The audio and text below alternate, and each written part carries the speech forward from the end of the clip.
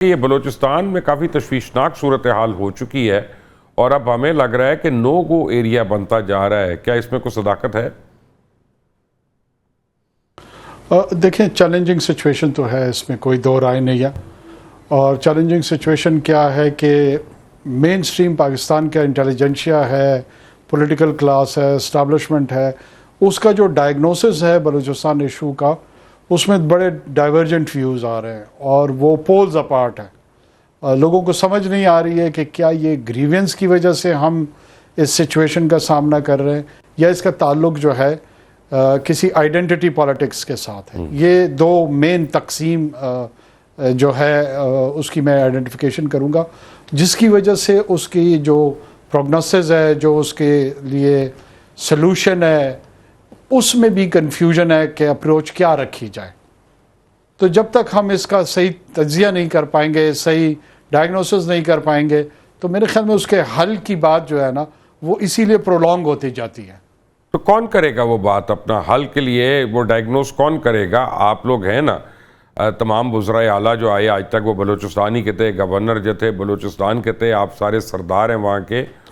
تو اگر آپ لوگ سر جوڑ کے نہیں بیٹھیں گے تو اور کون بیٹھے گا؟ مبشر صاحب، اس میں صرف یہ نہیں کہ ہم سردار ہیں. آپ بلوچستان کوئی علیحدہ اینٹیٹی نہیں ہے کہ یہ ہم نے کرنا ہے. آپ کون ہیں؟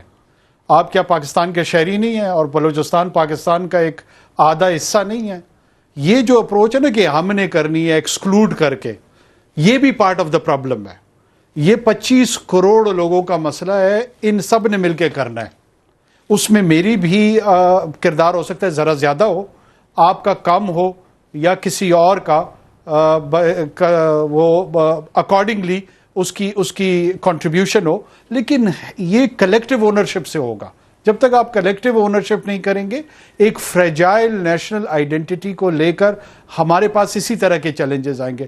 ہمیں یہی نہیں سمجھ آتی ہے کہ یہ بالکل ایک ڈسٹنکٹ علیحدہ مسئلہ ہے جس کے پارٹیسپنٹس بھی علیحدہ ہیں اور اس کا مسئلے کا حل بھی انہوں نے ہی کرنا ہے.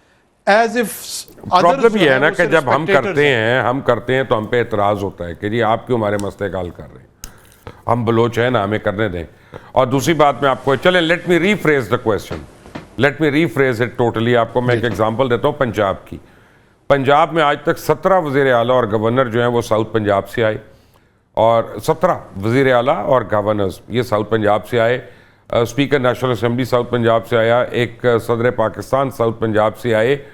اور اس کے بعد ہمیشہ تخت لاہور سے شکایت رہتی ہے ساؤتھ پنجاب کی کہ جی ساؤتھ پنجاب میں ترقی نہیں ہوئی. ترقی ہم نے کرنی ہے، تم اپنے نمائندوں کو لے کے آتے ہو، وہ کرتے نہیں ہیں، وہ پیسے کھا جاتے ہیں، وہ کرپشن کرتے ہیں، حرام کھاتے ہیں.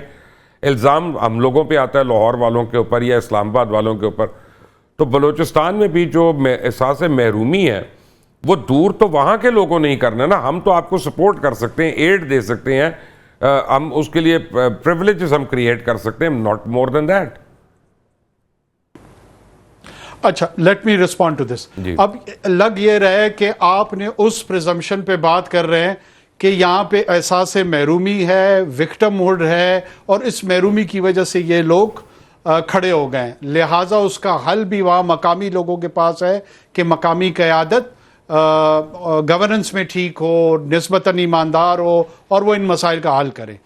میں آپ کو اس سے ہٹ کے لے جا رہا ہوں، میں آپ کو اس سے ہٹ کے لے جا رہا ہوں کہ وہ جو گروہ جو آپ سے لڑ رہا ہے، جو بسوں سے اتار کے لوگوں کو قتل و غارت گری ان کی کر رہا ہے، ان کو نہ آپ سے یہ شکایت ہے کہ یہاں پہ وزیر اعظم آپ نے انوار کو بنایا ہے، نہ بلوچ کی شکایت ہے، نہ اس کو گورنر، نہ چیئرمین سینٹ کا ایشو ہے.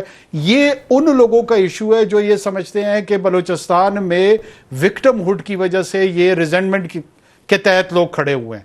وہ کہتے ہیں بھائی ہماری علیحدہ شناخت ہے، یہ ہماری سرزمین ہے، آپ اس پہ طاقت کے بلبوتے پر قابض ہوئے ہیں اور ہم آرمڈ سٹرگل سے آپ کو یہاں سے بگائیں گے اور کریو آؤٹ کریں گے اپنی نئی مملکت. آپ کہتے ہیں نہیں ہم نے سڑک صحیح نہیں بنائی، لہٰذا انوار کا قصور ہے، سرفراز کا قصور ہے، زید بکر کا قصور ہے. آپ اس کو ایک نارمل پولیٹیکل گورننس کے کانٹیکس میں لے رہے ہیں جو کہ وہ نہیں ہے.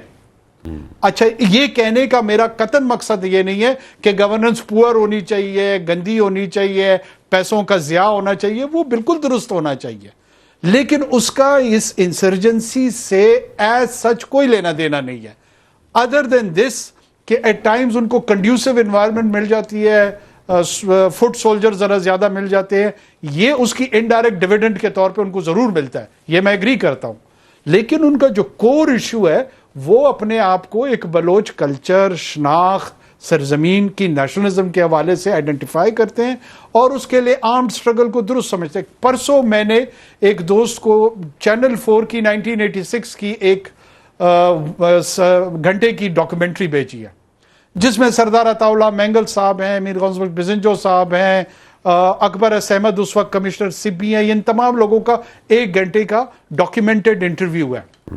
اس میں سردار عطا اللہ سے سوال کرتے ہیں، وہ کہتے ہیں ہمارا اکنامک ایشو مسئلہ نہیں ہے، ہمارا مسئلہ کلچرل آئیڈینٹی کا ہے۔